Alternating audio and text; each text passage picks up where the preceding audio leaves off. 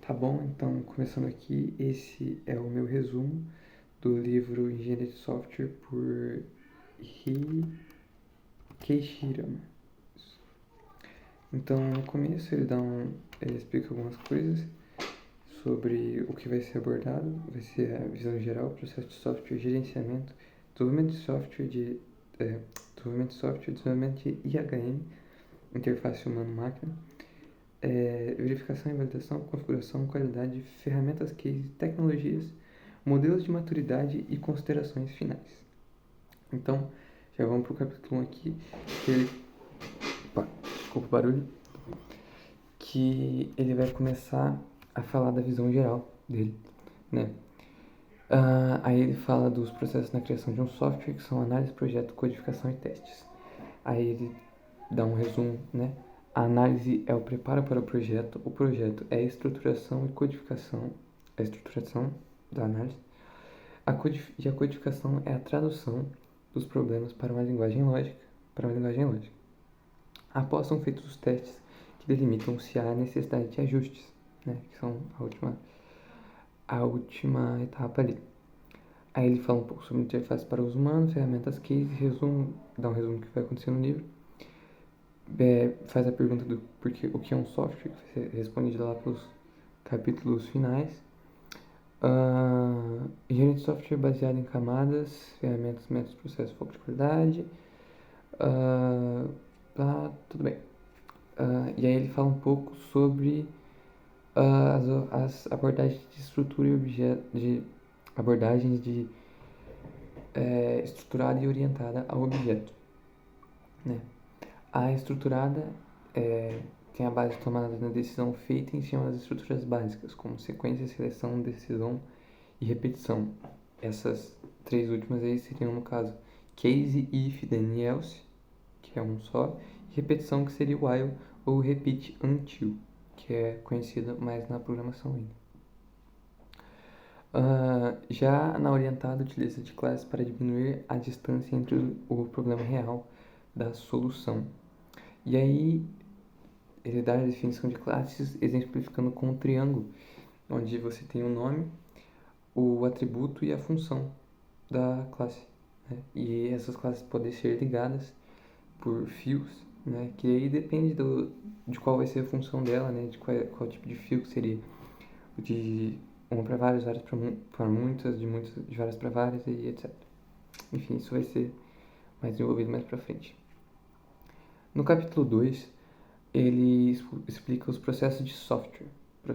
Primeiro ele fala do processo cascata, que segue a disciplina dada. Pega o resultado de trás, traz para frente, faz sua parte e envia para o próximo, que é aquele, ele também dá um exemplo, que é um processo que começa aqui, passa para o próximo, passa para o próximo, passa para o próximo, até chegar no objetivo. Aqui ele deu um exemplo com engenharia de sistemas, né? Que no começo você tem a engenharia de sistemas, depois você tem a análise, depois do final da análise vai fornecer as informações para você fazer o seu projeto, depois a codificação, e depois da codificação você vai obter informações, você vai obter o projeto para fazer os testes. Os testes vão te dar informações para fazer a manutenção caso haja necessidade, né? Depois ele fala do processo evolutivo, que é basicamente você faz várias rodadas, que ele dá o exemplo da espiral aqui, que você faz várias rodadas durante uma mesma base, né, um mesmo método, para você ir aumentando, evoluindo o seu processo, né? Isso acontece por meio de eu vou ver aqui. O processo caminha sempre em direção da finalização do projeto, ou seja, o processo espiral, né? Que ele funciona, ele dá o exemplo que, basicamente o mesmo exemplo, que no começo do desenvolvimento do projeto você tem planejamento, análise de risco, engenharia, construção e entrega, avaliação do cliente e comunicação do cliente. A partir da comunicação do cliente, você vai começar outro ciclo, melhorando as coisas que o cliente ressaltou perante o seu software, né? Por isso é um sistema evolutivo. Você fica dando voltas até que ele evolua baseado nas críticas feitas sobre ele. E depois ele fala um pouco mais do modelo V, que é basicamente o processo cascata. Então você tem engenharia de sistemas, análise, projeto, codificação. Só que antes de acontecer o teste e a manutenção, você tem divisão das partes de teste, que é o teste de unidade, teste de integração, teste de validação e teste de sistema, né? E aí, depois, no final, o teste de sistema, que é o teste geral, ele vai voltar para engenharia de sistemas, vai acontecer tudo de novo, e aqui também é um tipo de processo evolutivo. Uhum, e beleza. Aí temos o processo unificado também, ele fala um pouco das características do processo unificado. Ele é estruturado em duas dimensões, é dirigido pelos casos de uso e é concentrado na arquitetura e o produto é desenvolvido de forma iterativa, o que quer dizer que vai contar de novo com as iterações constantes de stakeholders e de desenvolvedores e, e pessoas que vão usar o seu produto, certo? E aí depois ele fala um pouco sobre Extreme Programming, que tem a ver com o uso de pilotos de diferentes versões, vários releases, perante o seu software, né? Então ele fala que é diretamente ligado com o cliente por meio de testes incessantes durante o processo de criação do software, né? E ele também diz que é muito usado em sistemas web que você precisa de muita comunicação com, exemplo, interface humana, com exemplo, você precisa receber muitos dados vindos de clientes, né? E aí você tem o Extreme Programming como método. Indo para o capítulo 3, ele vai falar de gerenciamento, e aí ele vai dar um resumo do que é gerenciamento, que é relativamente o planejamento para um projeto, simplesmente a programação de horários, custo e mão de obra que o gerenciador de planos tende a executar. Ou seja, é em resumo a o planejamento, né, ali o gerenciamento de recursos e tudo que vai acontecer tudo que vai acontecer dentro do desenvolvimento do seu software, né? É uma previsão do que vai acontecer. Ele também fala que ele planeja o que impacta diretamente dos métodos de desenvolvimento, né? Depois ele fala do método Scrum, SCRUM, Scrum, que é dividido em ciclos para a organização de stakeholders, aquele mesmo esquema do processo evolutivo. Você tem ciclos que vão acontecendo, no final do ciclo você tem uma saída, os stakeholders vão decidir o que fazer e depois volta para outros ciclos. Feito interações dos ciclos que duram de 1 a 4 semanas. Nesse capítulo também ele também cita backlog para caracterização de problemas. Backlogs são basicamente relatórios do que está acontecendo, né, dentro do seu sistema.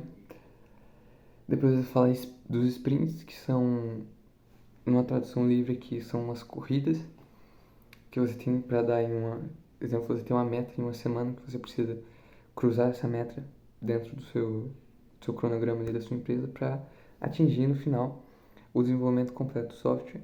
Então, a cada semana ali, a cada certo período de tempo que é definido pelo gerenciador ali, ele vai fazer isso aí. Ele vai dar um sprint de uma semana depois para a finalização de como se fosse um protótipo, para depois voltar para as mãos dos desenvolvedores, né? E depois para sair o produto final. Isso acontece até o final do produto.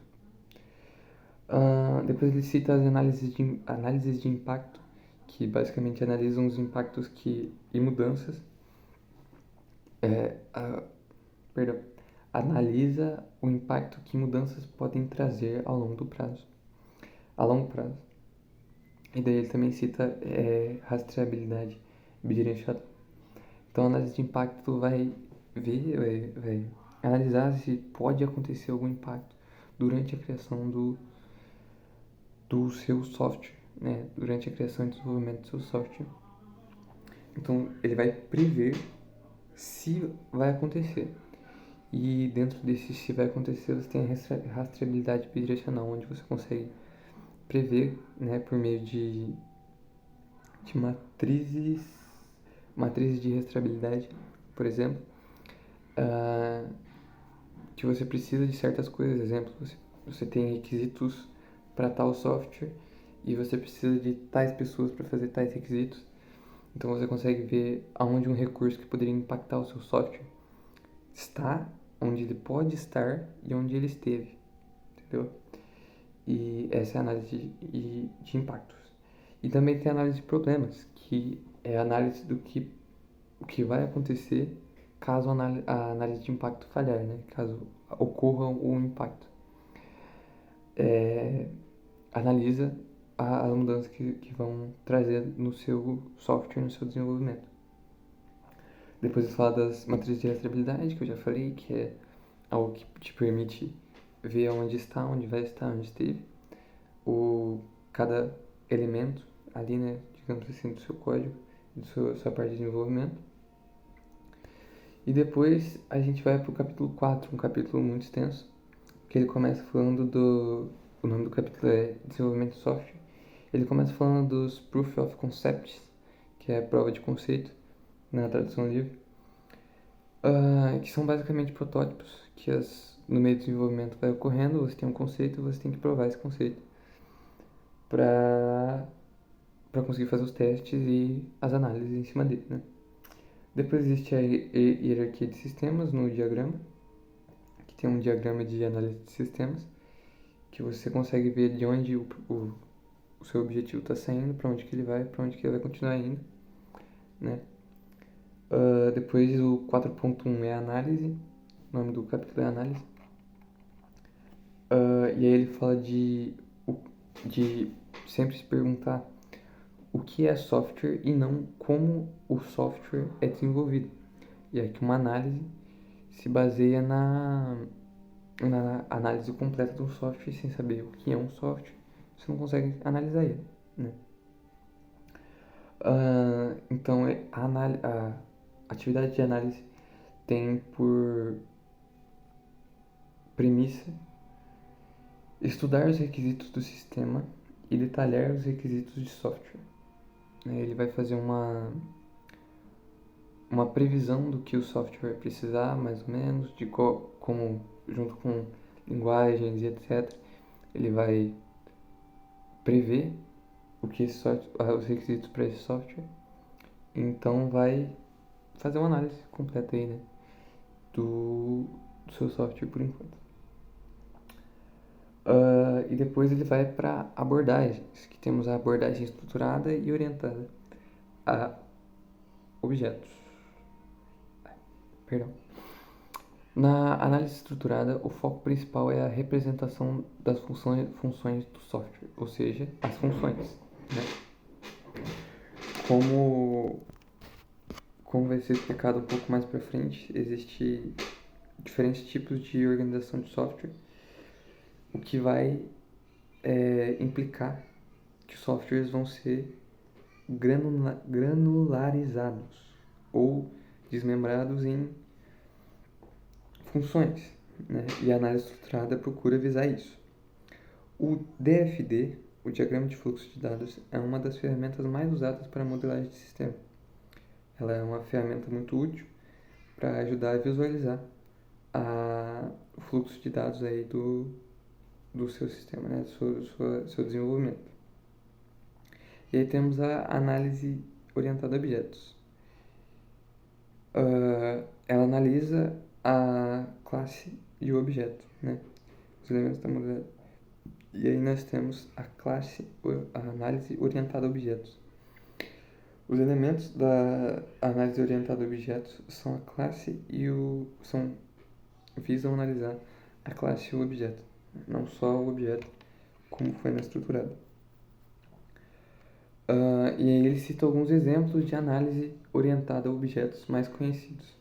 Então temos o OMT, Object Modeling Technique, ou técnica de modelagem de objetos, o OOSE, Object Oriented Software Engineering, e o método proposto por Butch, que define BOOC, não Butch, é Butch, que define a integração dos microprocessos para identificar e especificar as classes dos objetos em um macroprocesso, que segue um processo tradicional, né?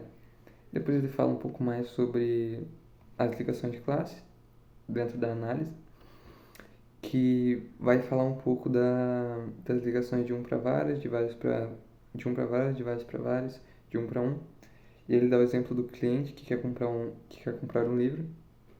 Então a classe cliente, existe a classe cliente, a classe compra e a classe livro. A classe cliente e a classe compra são ligadas pela ligação de um para vários. A classe compra de um para vários também. E aí aqui tem as funções também que ele deu. O cliente solicita um livro para a classe compra atende o pedido e verifica no estoque com a classe livro. E quando ocorre a verificação de estoque, tem que ocorrer uma resposta para o cliente para finalização da compra, né? Aí o capítulo 4 começa a falar de projeto. O projeto é aquele fala a especificação de requisitos de software complementada por diagramas e protótipos da atividade de análise.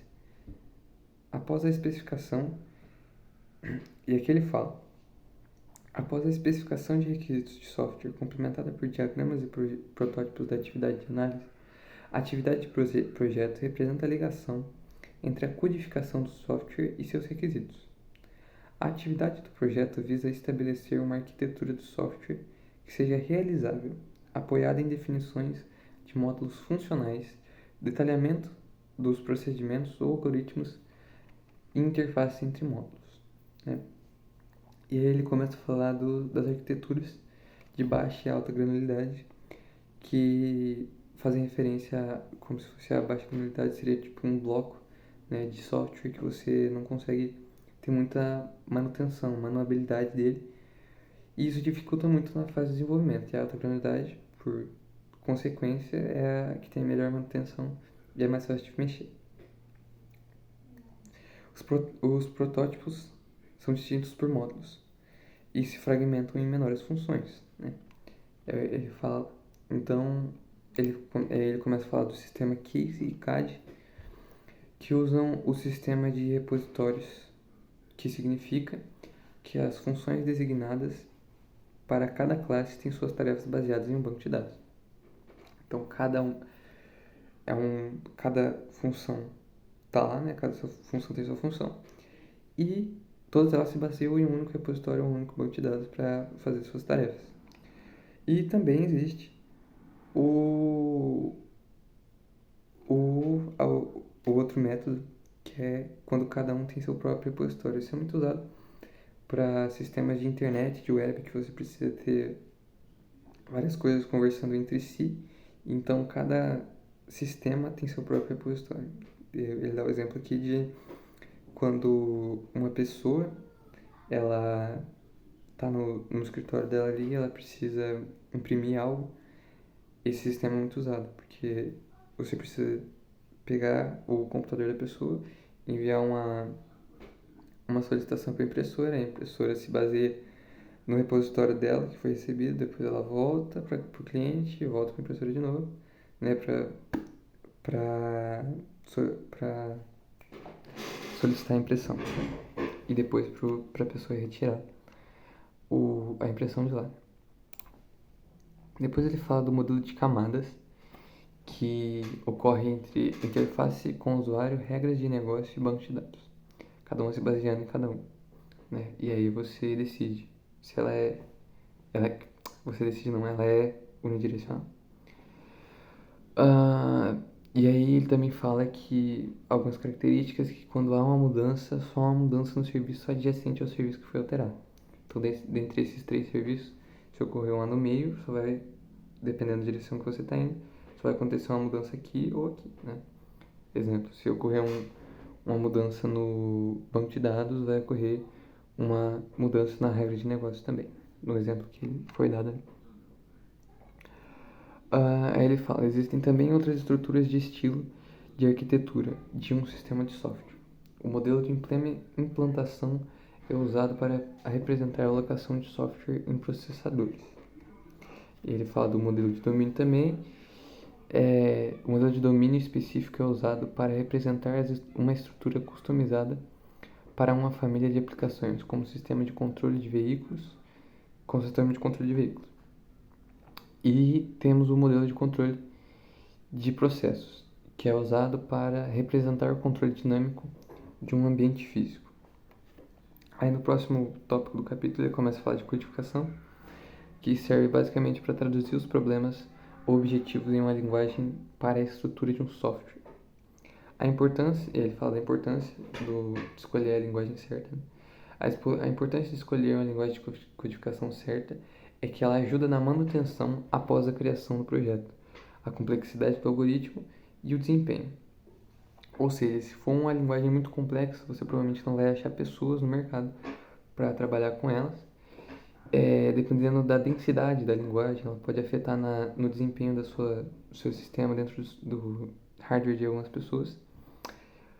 E também e se você pegar uma linguagem muito difícil, ela dificulta na manutenção do projeto a longo prazo, né? E aqui ele fala o que é um bom software. Ele fala que o software tem que ser modular, ele tem que funcionar de acordo com as especificações, tem que ser flexível, sem defeitos, bem estruturado e ter um bom desempenho e é bem documentado. Partindo para o próximo tópico, ele fala sobre testes. Os testes servem para descobrir erros no objeto de testes, ou seja, o sistema em questão. Um bom caso de testes é aquele que revela novos problemas para solucionar. E aí ele fala os passos para criar um bom teste, que são projetar os casos de teste, preparar dados de teste, executar programa com dados de teste e comparar resultados com os casos de teste. Legal, aí acabou o capítulo 4 e a gente desce para o capítulo 5, que já é o desenvolvimento de IHM, interface de homem-máquina. Genericamente, desenvolvimento de interface de usuário. 5.1, interface de usuário. Aí no começo ele começa, desculpa.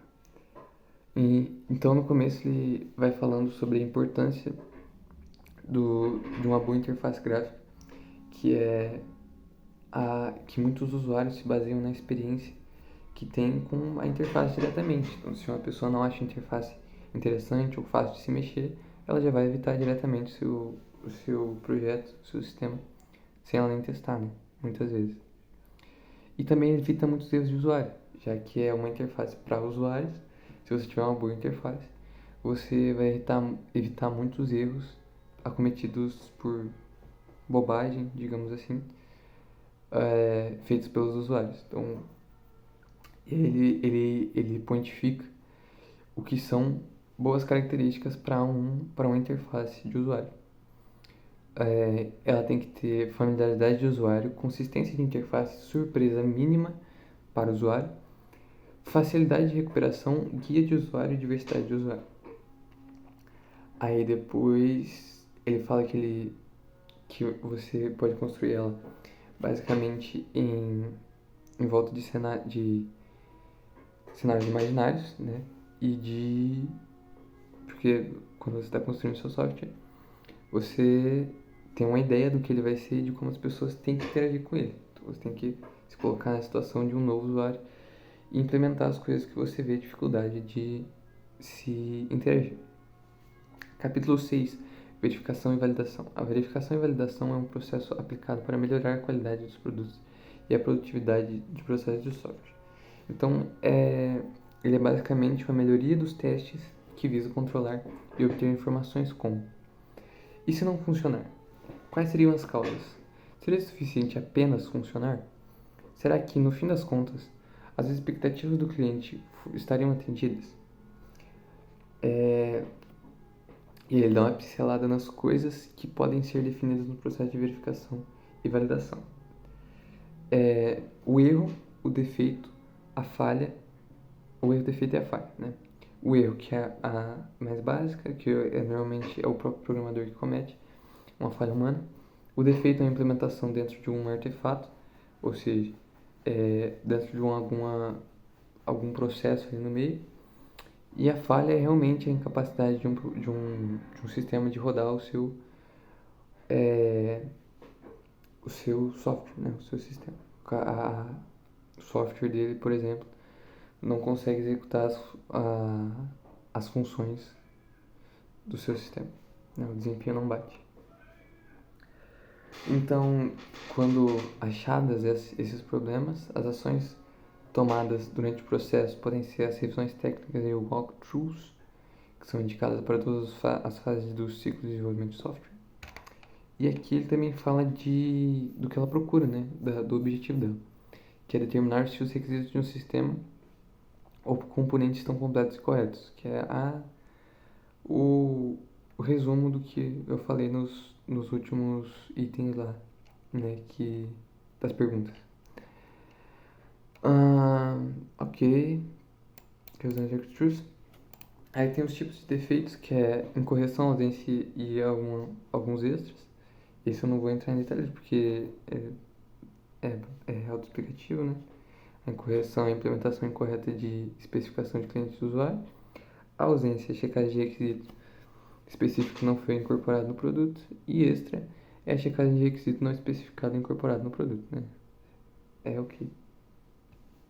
E aí tem 3 tipos de problemas, que são os problemas pequenos, que podem ser corrigidos rapidamente e não causam mau funcionamento do software. E aí tem os grandes, são defeitos relativos às especificações que podem causar mau funcionamento do software, e os muito sérios, que são defeitos que podem comprometer o projeto ocasionado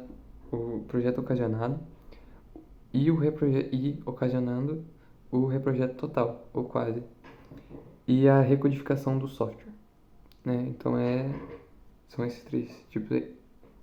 Nesse capítulo também cita o teste da caixa branca e da caixa preta. O teste da caixa branca sendo uma abordagem de teste que se concentra na análise interna do software, examinando sua estrutura interna, lógica e caminhos de execução. E a caixa preta, o teste de caixa preta é uma abordagem de teste que se concentra na análise externa do software, examinando o seu comportamento observável em respostas e entradas conhecidas e especificadas. Aí ele fala um pouco mais dos tipos de testes realizados nesse método, que são testes de unidade, integração, validação, sistema, recuperação, proteção, estresse e desempenho. Logo após vem os testes. Ele também cita os testes de alfa e beta, né?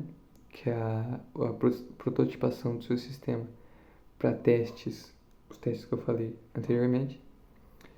E aí ele parte para os processos de inspeção. Serve para garantir que o produto de software esteja completo e atenda os requisitos especificados, além da melhoria na qualidade e na produtividade do software. O processo de inspeção aumenta a satisfação do cliente. E aí ele fala um pouco dos papéis e a quantidade de pessoas envolvidas no processo de inspeção. Quem está envolvido nos processos de inspeção é o autor, o inspetor, o leitor, o relator, o moderador e o moderador-chefe. Dentre essas personalidades, o moderador-chefe pode entregar as atividades de planejamento, visão geral, preparação individual, reunião de inspeção, retrabalho e acompanhamento para cada um dessas pessoas aí. Depende de quem o moderador-chefe vai entregar. E tudo isso é feito para obter os resultados de registro de inspeção e conclusão de inspeção, que é a conclusão da análise. Já no capítulo 7 ele vai falar de configurações. A configuração é basicamente uma certa configuração em um certo momento do sistema, ou seja, um estado do sistema, né? E aí ele dá o exemplo do restaurante com um prato. Então, se um cliente deseja um prato, esse pedido vai para a cozinha, ele é processado, ele é recebido pelo chefe da cozinha, e esse chefe vai começar a fazer o prato. Durante o desenvolvimento desse prato, ele tem vários estados, e cada estado desse seria tecnicamente uma configuração do prato. Até que ele chegue no seu momento final, ele seria devolvido para o cliente. Caso esteja do gosto do cliente, ele finaliza a compra, caso não, ele vai voltar para cozinha. A importância de se obter uma configuração, de saber, de ter consciência da configuração do seu sistema, é porque podem se ocorrer mudanças futuras e também para a colaboração de várias pessoas de um grupo de desenvolvedores conseguirem se encaixar com suas inovações. Perdão, o que isso quer dizer? Normalmente, programas e sistemas que são feitos com muitas pessoas, programas muito grandes, precisam de muitas pessoas. E muitas pessoas precisam de uma alta compatibilidade com o sistema que está sendo criado. E para ter essa alta compatibilidade, você precisa identificar as configurações que o sistema tem naquele momento. Então, se você é uma pessoa que está precisando integrar uma parte a sua parte que foi entregada para você no projeto, você precisa saber qual o estado atual do projeto, a configuração dele, para que você possa se basear e continuar fazendo a sua parte. As atividades em relação às configurações são identificar a configuração, controlar a configuração, relatar status, avaliar a configuração e gerenciar liberação e distribuição. Aí vai para o 7.2, que são gerenciamentos de mudanças, que passa pelos seguintes passos: identificar mudanças, submeter solicitação, revisar solicitação e gerenciar a liberação e distribuição. Essa parte inteira do capítulo aqui é para falar o que aconteceria com as mudanças, né? Porque no meio do desenvolvimento de software sempre vai ter uma mudança. E primeiro ele passa por esses passos. E aí, no passo de revisar a solicitação, algumas perguntas devem ser feitas, né? A mudança especificada foi efetuada, as modificações adicionais foram incorporadas, as solicitações de mudanças foram fechadas, as mudanças efetuadas foram aprovadas, as revisões ou inspeções de software foram realizadas, procedimentos de gerenciamento de configuração foram seguidos, padrões de desenvolvimento foram seguidos e, por último, se existem registros de todas as atividades de gerenciamento de versões. Esse foi o capítulo de configurações. Partindo para o capítulo 8, qualidade. Ele começa falando que, parecido com o V&V, né, o verificação e validação, a diferença é que ele é parecido, a diferença é que a garantia de qualidade está associada aos produtos, se foram conduzidos conforme os padrões definidos e quais foram os processos realizados e se seguiram os processos definidos, né? E ele primeiro dá a definição do que é a qualidade, já que ela é algo abstrato, mas que ainda assim ocupa memória no sistema, né? Ocupa memória durante a realização do desenvolvimento do sistema. Então ela é, por definição, uma ideia de software que os stakeholders, ou os desenvolvedores, os chefes, né, que estão no topo do cargo, procuram atingir. Aí ele fala sobre como atingi-la, né? E ele não dá um discurso, mas ele exemplifica ele explica que tem muitas pessoas que não estão dispostas a adicionar qualidade aos seus projetos, né?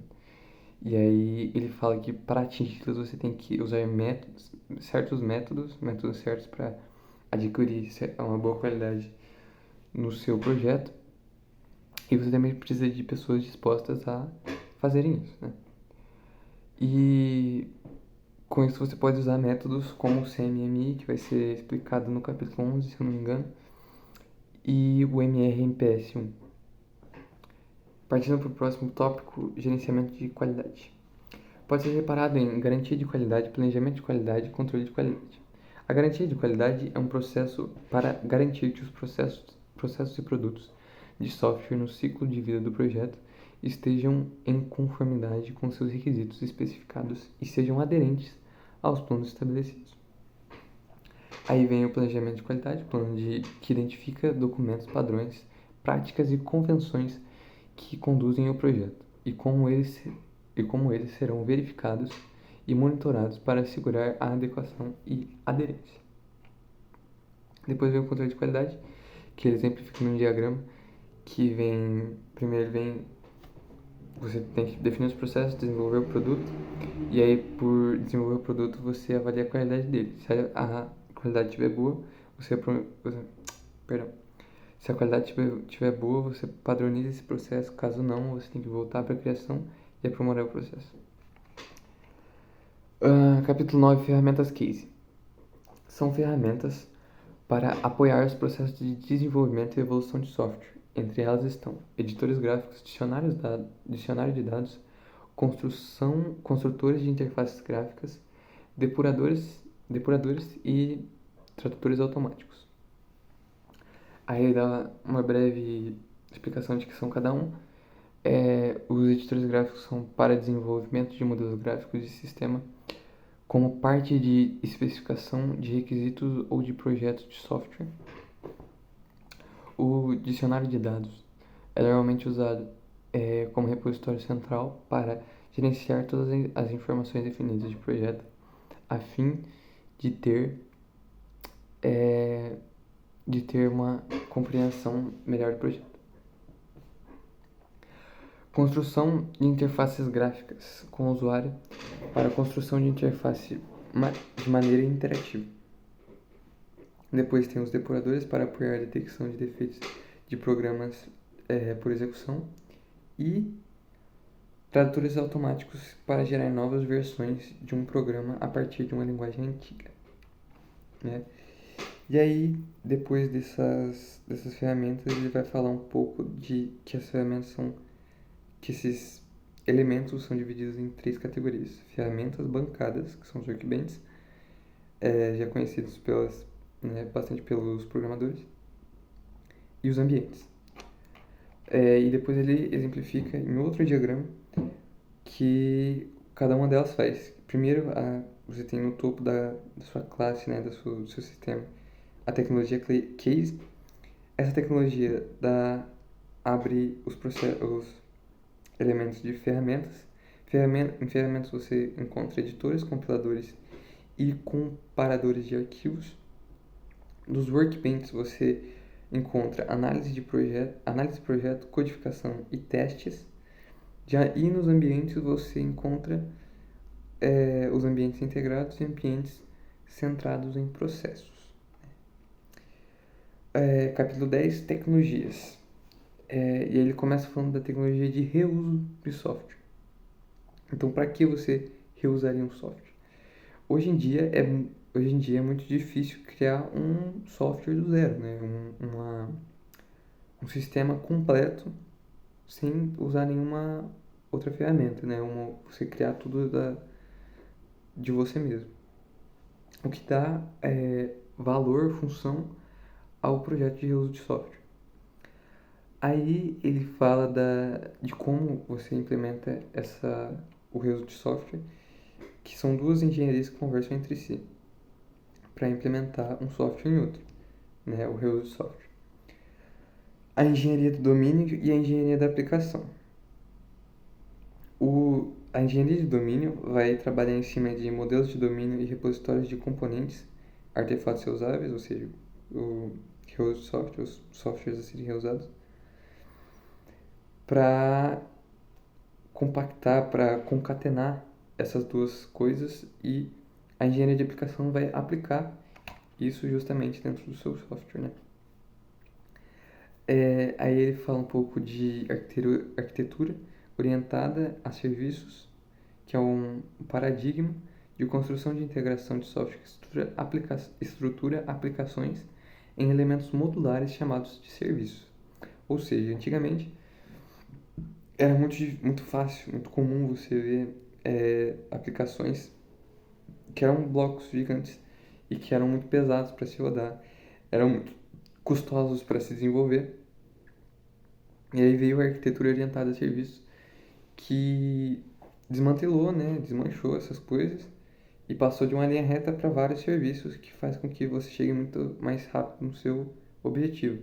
E nisso ele cita o método MAPUS, isso, que é uma sigla para Método de Análise de Projeto Orientado a Serviço.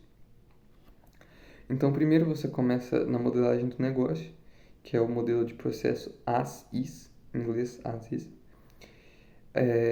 Depois ele passa para o modelo de processo to be, e aí ele entra no método MAPUS, que dentro do método você tem os passos de identificação de serviços candidatos, análise de gap, análise de realização, especificação de serviços, verificação dos princípios, revisão de serviços e orquestração de serviços, para depois você sair para implementação e testes.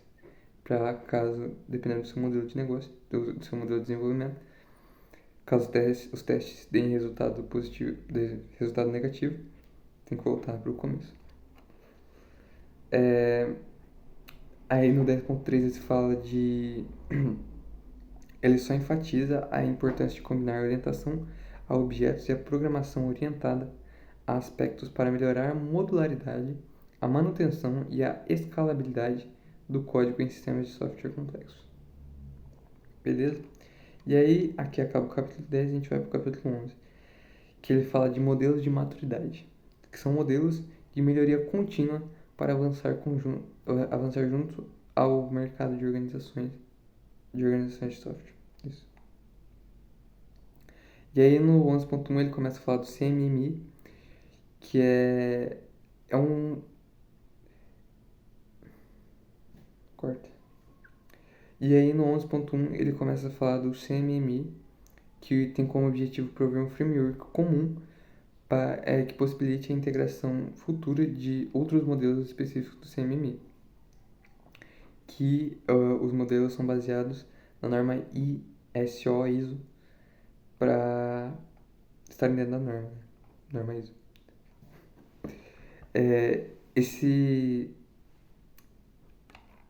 O CMMI ele é dividido em 3 etapas, 3 constelações. A primeira é o CMMI Dev, que cobre DEV, né, Dev, que cobre as atividades de desenvolvimento e manutenção aplicadas a produtos e serviços. Aí tem a constelação ACQ, que cobre as atividades de aquisição de recursos juntos aos fornecedores, e a constelação CMMI SRV, que é de serviço, que cobre as atividades de definição, entrega e gerenciamento de serviços. Dentro do CMMI você tem os níveis de maturidade dentro do processo, que é o nível 0 incompleto, o nível 1 executado, o nível 2 gerenciado e o nível 3 definido. E no 11.2, que é o último subtópico ali do capítulo 11, ele fala sobre o MRMPS, que é uma iniciativa brasileira para melhoria contínua de processos de software, criado em dezembro de 2023. A estrutura dos níveis de maturidade do processo de MRMPS é dividida em otimização. Quantitativamente, ele é dividido em níveis, que são em otimização, quantitativamente gerenciado, definido, largamente definido, parcialmente definido, gerenciado, parcialmente gerenciado. E aí o capítulo 11 acaba e passa para o capítulo 12, que é o último capítulo, que só vai fazer as considerações. Ele dá uma geral em tudo que ele falou, ele dá uma pincelada e fala, abre aspas, em resumo, os conceitos e as técnicas discutidos nesse livro são fundamentais do desenvolvimento de software. Investimentos adequados em processos, pessoas e tecnologias trazem benefícios para a organização, melhorando a maturidade dos seus processos, promovendo a qualidade e a produtividade do software. Então é isso. Esse aí foi o resumo, ficou um pouco longo, eu peço desculpas. Mas esse foi o meu resumo do livro Engenharia de Software por Keiichi Hirama. E é isso. Obrigado.